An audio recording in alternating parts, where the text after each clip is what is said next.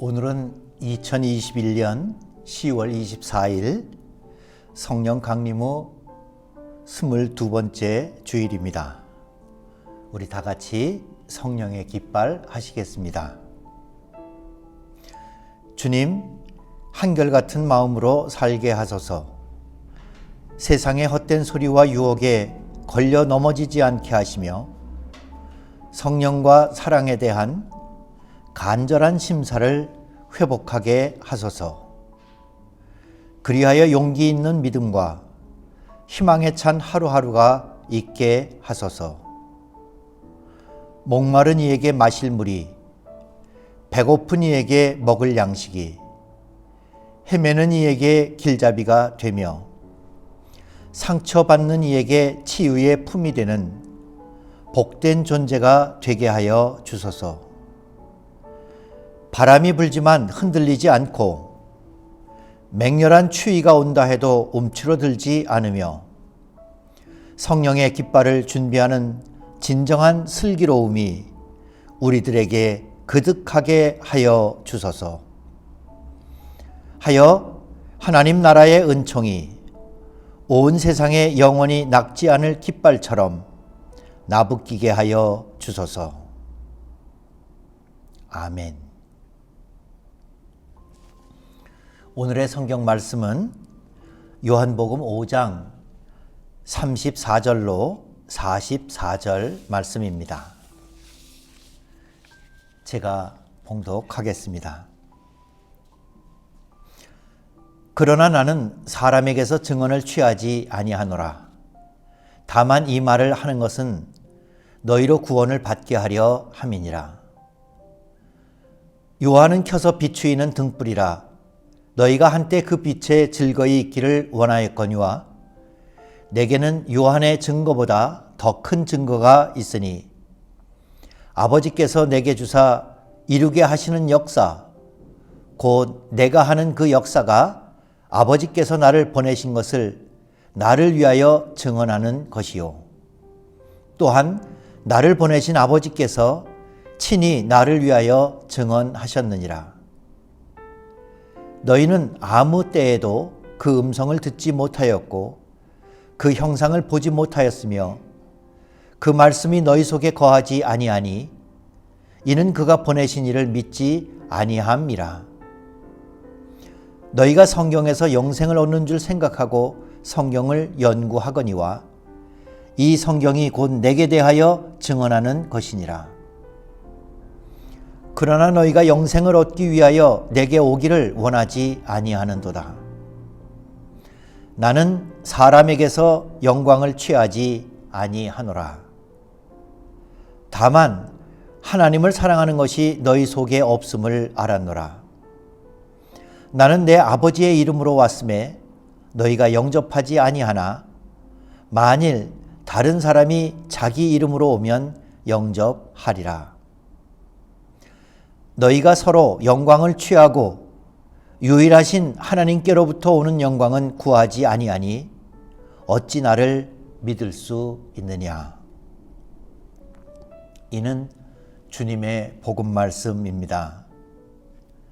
하나님 감사합니다. 이제 드디어 저희들이 많이 힘들었고 또 인내했던 그런 코로나 시간들이 위드 코로나로 이제 미래를 준비하는 그런 단계에 와 있습니다. 그래서 저희 교회에서도 대면 예배와 물론 이제 제한적인 대면 예배지만 대면 예배와 지금까지 해왔던 비대면 예배를 동시에 진행하면서 앞으로 코로나 이후에 또 우리 좋은생 공동체가 나가야 할 또 함께 하나님께 예배하며 또 교회의 역사를 함께 가꾸어 나가는 일에 단계별로 준비하고 실행하고자 합니다. 오늘 본문 말씀은 예수님께서 38년 된 환자를 베데스다 목가에서 안식일에 고치셨습니다. 그러니까 유대인들과 바리새인들이 예수님을 미워하고 싫어했습니다. 또 나아가서는 예수님께서 환자를 고치시기를 왜 안식일날 고치셨느냐 하면서 계속적으로 따져 묻자 예수님께서는 아버지께서 일하시니 나도 일한다. 아버지께서 시키신 일이다. 그러니 아들은 아버지의 일을 그대로 한다. 이 말에 유대인들은 예수님을 이제는 미워하고 싫어하다 못해 예수님을 죽이기로 작정합니다. 말하자면 고소를 합니다. 그래서 예수님께서는 이제 유대인들이 예수님을 고발하고 고소하고 심판하는 자리에서 당신을 변호하고 당신의 하나님 아들 되심을 증언하는 그런 말씀을 오늘 본문에서 하고 계십니다. 이 본문 중에서 가장 중요한 말씀을 뽑으라면 아마 36절 말씀일 겁니다. 36절에 있는 말씀, 왜 예수님께서 안식일에 하나님께서 나한테 시키신 일이려 내가 그 일을 감당하였다라고 이렇게 말씀하셨는지 그것에 대해서 예수님이 하시는 말씀의 가장 핵심이 적혀져 있습니다. 36절 말씀을 제가 세번역 말씀으로 다시 한번 봉독해 드리겠습니다. 그러나 나에게는 세례 요한의 증언보다 더 큰 증언이 있다. 아버지께서 나에게 완성하라고 주신 일들, 곧 내가 지금 하고 있는 바로 그 일들이 아버지께서 나를 보내셨다는 것을 증언하여 준다. 아버지께서 나에게 시키신 일을 내가 그대로 하는 것을 아버지께서 당신의 아들에게 맡기셨다. 그러므로 나는 그대로 아버지가 일하시는 것, 아버지가 원하시는 것, 그걸 그대로 할 뿐이다. 내가 하는 일을 봐라. 하나님이 이런 일을 시키지 않으셨으면 내가 어떻게 이런 일을 하겠느냐? 내가 하는 일이 곧 나다. 예수님은 이렇게 당신의 입장과 당신의 역할을 가르쳐 주십니다. 여러분, 이거 처음 일이 아니죠. 우리가 잘 아는 것처럼 하나님의 일과 사람의 일에 대해서 예수님께서 분명하게 당신의 일을 그리스도로서 하나님의 아들로서 보여주신 사건이 있습니다. 그것은 바로 예수님이 공생애를 시작하실 때에 마귀로부터 3가지 시험을 받으신 일입니다. 잘 아시죠? 마귀가 3가지 시험한 것은 돌로 떡덩이를 만들어라. 기적을 베풀으라는 얘기죠. 또 마귀는 2번째로 성전 꼭대기에 올라가서 거기에 예수님이 뛰어내려서 머리털 하나도 손톱만한 그런 흠도 없이 깨끗하게 예수님이 그 성전 꼭대기로부터 기적적으로 안전하신 모습, 초현실적인 모습을 보여주면 예수님이 과연 하나님의 아들다운 그런 기적의 주인공이다. 이렇게 시험합니다. 3번째는 마귀가 지극히 높은 산에 가서 천하만국을 다 보여주고 그 영광을 다 보여주면서 만일 내게 엎드려 경배하면 이 모든 것을 내게 주리라. 모든 영광을 다 주리라. 이렇게 시험합니다. 예수님은 이 세 가지 시험을 다 거절하십니다. 사람에게 영광 받을 일, 사람들을 깜짝 놀라게 하고 사람들에게 저건 정말 기적이다.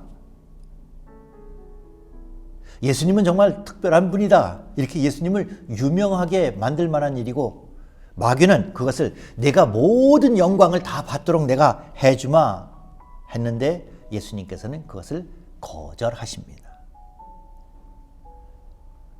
사람의 영광, 사람의 인기, 사람들이 놀라서 추종하고 사람들이 돌로 떡이 만들어지는 것과 같은 것을 보고서는 예수님에게 몰려드는 것과 같은 것을 거절하십니다. 여러분, 오늘 본문 말씀에서도 예수님께서는 그것을 분명하게 하십니다. 41절 말씀입니다. 나는 사람에게서 영광을 취하지 아니하노라. 나는 사람에게서 영광을 취하지 아니하노라. 사람들로부터 영광을 받고,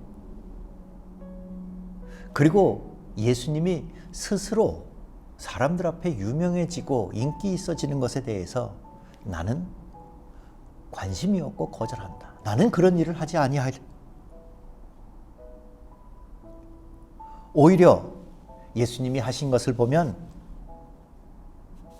유대인들이 예수님을 미워하고 예수님에게 와서 따지고 예수님을 고소하고 고발하고 하는 그런 일을 예수님은 하나님이 시키셨다고 스스로 영광스러운 일은 거절하시고, 오늘 5장에서 시작된 유대인들의 미움이 결국은 십자가의 죽음으로까지 이끌어가는 그 길을 묵묵히 가십니다. 영광을 받는, 사람들에게 영광을 받는 일이 아니라 오히려 사람들에게 죽임을 당하는 길을 가십니다. 그런데 그 길은 오늘 본문 마지막에 읽었던 44절, 너희가 서로 영광을 취하고 유일하신 하나님께로부터 오는 영광은 구하지 아니하니 어찌 나를 믿을 수 있느냐. 아마 이것을 조금 좀 쉽게 단순화시켜서 얘기한다면, 너희들은 서로 영광받고 사람들에게 인기가 있고 그런 일들은 피차에 서로 도와줘서 우리끼리 유명해지고 우리끼리 큰 일을 하자 하는 자기의 영광은 구하면서도 하나님께 영광이 돌아갈 일은 구하지 아니하니 어떻게 내가 하는 일을 이해하겠느냐, 이런 말씀이십니다. 예수님은 사람들에게 인기 있는 일보다는 하나님이 원하시는 일, 하나님이 시키신 일, 결국은 하나님께 영광을 돌리는 일을 선택하시고 결정하시고 따라가신다고 말씀하십니다. 그래서 내가 안식일을 어기고 내가 너희들이 와서 따지는 일에 대해서 나를 변호하시고 내게 증언하실 분은 바로 하나님이시다. 하나님이 내게 맡기셨기 때문에 오늘 예수님께서 하신 말씀을 세 번역으로 읽었던 것처럼 아버지께서 나에게 완성하라고 주신 일들, 곧 내가 지금 하고 있는 바로 그 일들을 유대인들은 싫어했습니다. 왜 안식일을 어겼느냐고. 예수께서는 마치 마귀의 시험을 거절하고 사람의 영광은 거절하고 하나님께 영광을 돌릴 수 있는 일만 모든 미움과 고난과 십자가까지라도 감당하면서 선택하십니다. 이제 저는 이 본문을 통해서 묵상하고 있는 두 번째 말씀을 드리려고 합니다. 이 두 번째 말씀은 왜 예수님께서 하나님의 아들로서 안식일의 주인이 되시고 또 유대인들의 미움을 받으면서도 그 고난의 길을 가신 일이 왜 우리에게 복음이 됩니까? 저는 오늘 설교 제목을 얼떨결에 증인된 사람 이렇게 정했습니다. 얼떨결에 증인된 사람. 아마 요한복음에 예수님께서 표적을 나타내신 일들에 보면 예수님이 과연 하나님의 일을 나타내셨다, 하나님의 아들이셨다 하는 것을 증언하는 사람, 증언하는 사람들의 기록들이 그 표적 안에 있습니다. 대개 예수님께서 고쳐주신 사람, 예수님의 표적의 대상이 된 사람들입니다. 그런데 그 사람들은 대개의 경우 자기가 큰 역할을 한 게 아니라 얼떨결에 예수님께서 표적을 일으키시는데 당사자가 되고 증인이 되었습니다. 가나의 혼인잔치에서 항아리에 물을 부은 하인들, 우연히 된 것 같고 얼떨결에 된 것 같고 자기는 큰 뜻과 계획을 가지고 한 게 아닌 것 같은데도 예수께서 물로 포도주를 만드는 것처럼 이 세상에 하나님의 일을, 하늘나라의 잔치를 시작하신다 라고 하는, 하나님이 일하고 계시다라고 하는 것을 예수 그리스도께서 보여주신다는 증인이 얼떨결에 되었습니다. 오늘 읽은 본문의 배경이 되는 38년 된 환자도 마찬가지입니다. 이 환자는 예수님이 고쳐주신 다음에 누가 고쳐줬냐 그랬더니 잘 모르겠습니다 이렇게 대답을 했습니다. 나중에서야 예수님이 고쳐주셨다는 것을 알았습니다. 얼떨결에 증인이 되었습니다. 내가 고침받은 것은 분명한데 내가 어떤 일을 하고 내가 물 이동할 때 제일 먼저 뛰어들어가고 이렇게 그런 표적에, 그런 기사와 이적에 역할을 한 게 없습니다. 예수님께서 그 일을 하셨습니다. 아니, 하나님께서 일하시는데 그 하나님의 일을 예수를 통하여 나타내셨다. 예수님이 누군지도 모르는 사람에게 예수님이 하나님의 일을 하셨다. 나에게 그 증인이 되었습니다. 여러분, 요한복음 9장에 가면 나면서 맹인된 사람의 이야기도 나옵니다. 나면서 맹인된 사람의 이야기는 더욱 오늘의 본문 말씀을 뒷받침해 줍니다. 사람들이 묻습니다. 이 사람이 아예 맹인으로 태어난 것은 부모의 죄 때문에 그렇습니까? 본인의 죄 때문에 그렇습니까? 그랬더니 예수님이 하신 말씀은, 예수께서 대답하시되 이 사람이나 그 부모의 죄로 인한 것이 아니라 그에게서 하나님이 하시는 일을 나타내고자 하십니다.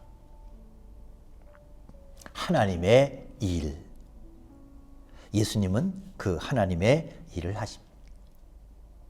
여기 요한복음 9장에서도 유대인들은 집요하게 왜 예수님은 또 안식일에 맹인의 눈을 뜨게 했느냐고 본인에게 따지고 그리고 부모에게 따지고 집요하게 예수님을 고소하고 고발하려고 합니다. 하나님의 일을 왜 안식일에 하느냐는 얘기입니다. 그러나 그 사람은 이렇게 얘기합니다. 나는 다른 건 모르겠지만 이 사람이 하나님께로부터 오지 아니하였으면 아무 일도 할 수 없으리라 하는 것은 압니다.